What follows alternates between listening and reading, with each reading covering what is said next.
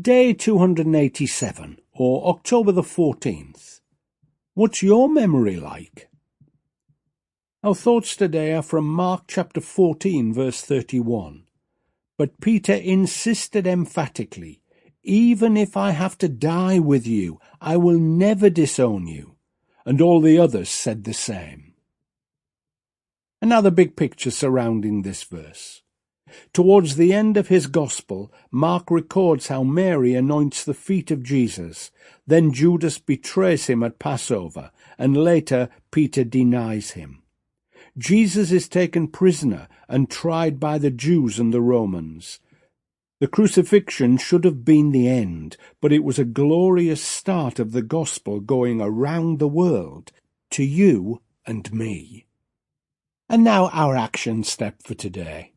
In the Garden of Gethsemane, Peter reassures Jesus that he will never let him down.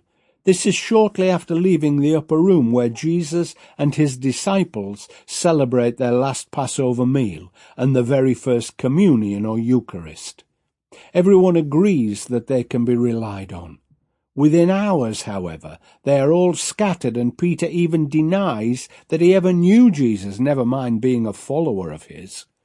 One of the reasons this verse is so encouraging is that it reminds us that we all will disappoint Jesus no matter how hard we try, but Peter was forgiven and reconciled, and so can we be when we repent and turn back to Jesus.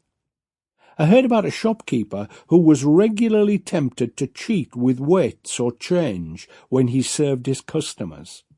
Then he was converted. His old lifestyle didn't disappear, but he found it helpful to excuse himself when temptation came. And take a look at a picture he kept of the evangelist who led him to Christ. I know folk who carry crosses or wear badges to remind them of Jesus. Never depend on these aids, but if they help to remind you of Jesus, then use them. No matter what the idea, if it works, use it. It doesn't matter how you do it, just find a way of bringing Christ to mind, otherwise you will be on that merry-go-round that always finishes up with betrayal. So how will you do it?